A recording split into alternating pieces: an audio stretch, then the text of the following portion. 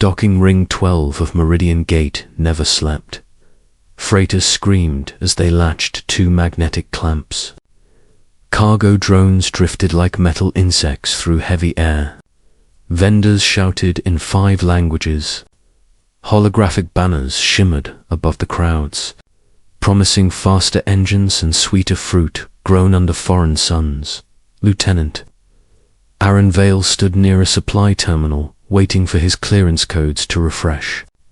He wore the blue jacket of the Terran Outreach Corps. No armor, no weapon, just a silver earth crest, stitched above his heart. He felt a small tug on his sleeve. He looked down. The child barely reached. His waist, her skin was pale blue. Thin ridges of light ran along her temples and flickered weakly. Her eyes were wide and dark. Her clothes were patched and too large. She held something in both hands, as if it might disappear. Coins, old metal coins, copper, nickel, some bent, some worn smooth. She lifted them toward him and asked in careful standard, "Can these coins buy me a dad?"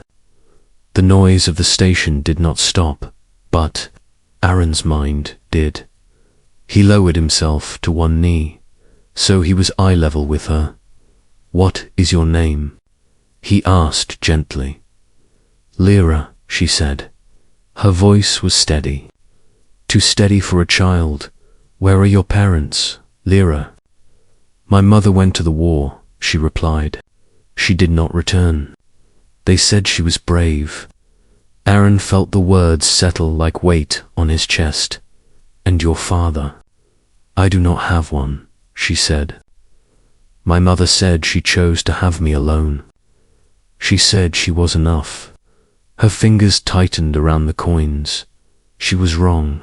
A few people slowed nearby. A Valen trader paused mid-stride. Tarun mechanics stopped arguing. A surveillance drone drifted closer.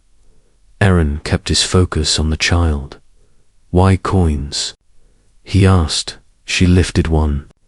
It was an old Terran copper, stamped with a faded eagle. "I heard humans used these before credits," she said. "Humans keep old things. I thought maybe you would accept old payment." "You think I sell fathers?" he asked softly. She shook her head quickly. "No, but maybe you trade them." The honesty of it almost broke him. "Why a human?" he asked. "My mother fought beside humans," she said. She said when ships fell from the sky, humans built shelters instead of escaping. She said humans take in lost things, animals, broken machines, even other species. Her glow dimmed. She said if I was ever alone, I should find a human. "They do not pretend not to see you." Aaron swallowed. "I see you," he said. Her eyes shimmered behind him. Someone whispered. The drone above them began broadcasting live. Across the station, feeds shifted. The caption would soon spread across networks.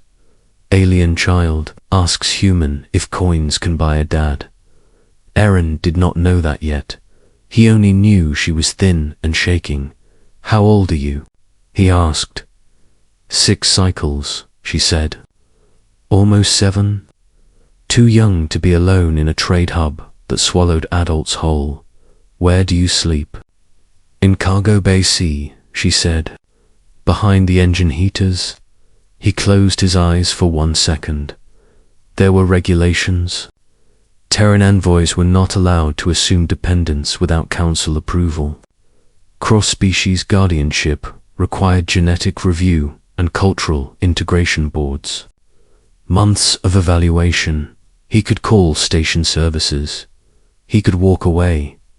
Lyra's hands trembled. "Are they not enough?" she asked quietly, lifting the coins again. He placed his hands over hers to steady them. "Lyra, you cannot buy a parent." Her face fell. "I can find more," she said quickly. "I can work. I can clean ships. I can polish holes. I glow in the dark. That is useful.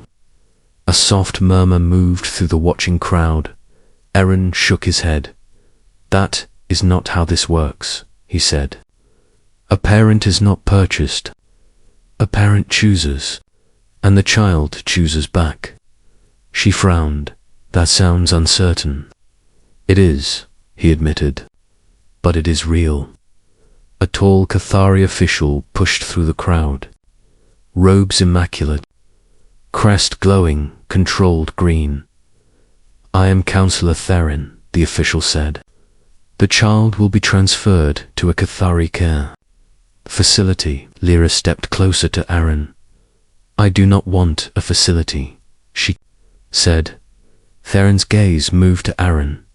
Human, you are interfering in Protectorate jurisdiction.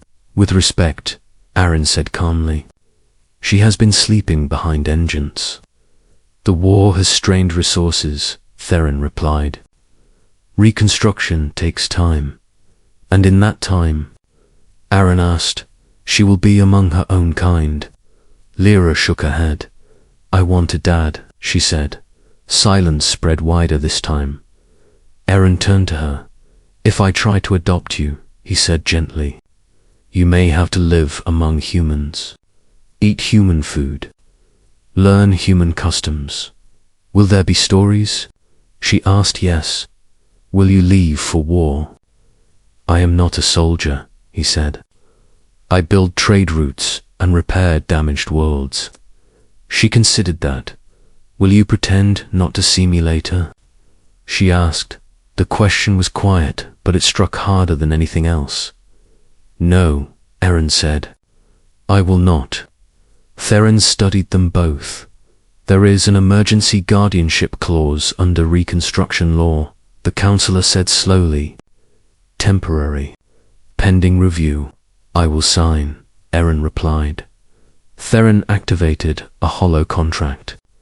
The terms scrolled in cold light. Eren pressed his thumb to the panel. The station AI chimed. Provisional guardianship established.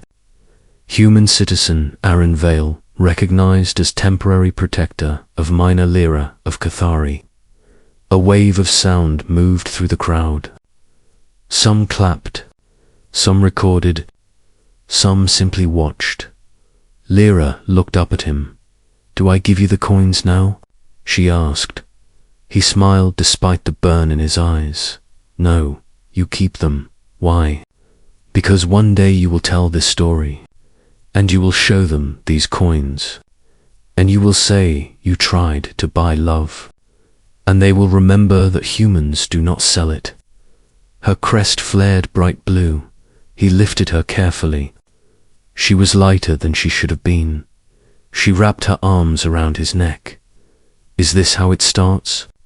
She asked. Yes. Do I call you Dad now? He hesitated only a breath. If you want to, she pressed her face into his shoulder. Dad, she said. The word traveled farther than the broadcast. The months that followed were not simple. Eren's quarters were modified for Cathari temperature ranges. Nutritional specialists designed hybrid meal plans. He learned lullabies in a language shaped by bioluminescent rhythm.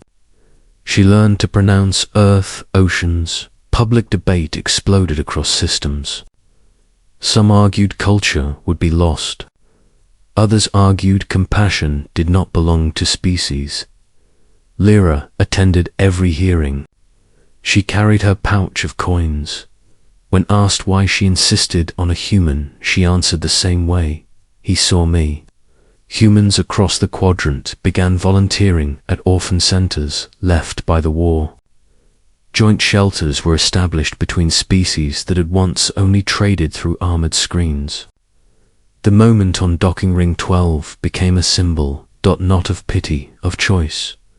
1 year later, the final adoption hearing convened. Theron presided again.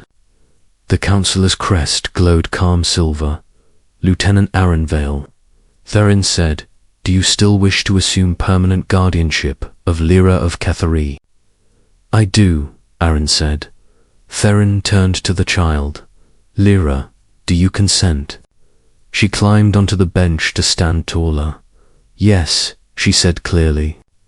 I choose him. A hush filled the chamber.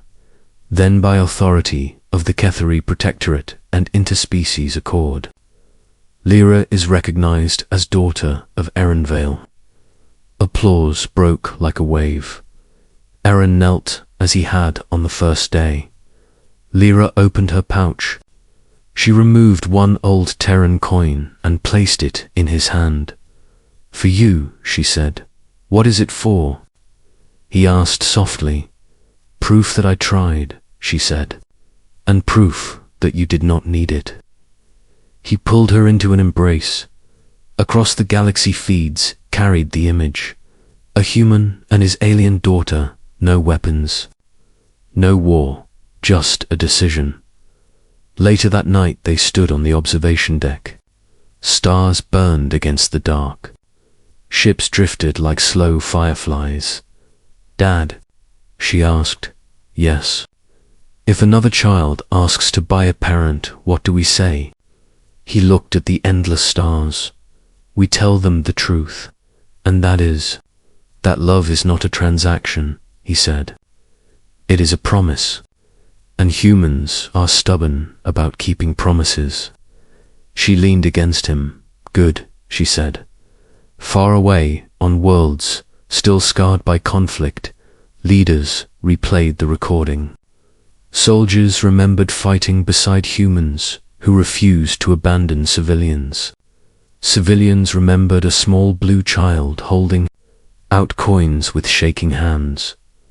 The galaxy had not truly gone silent that day. It had listened, and when a child asked if coins could buy her a dad, humanity answered with something stronger than currency. It answered with choice, and it stayed. Asterisk.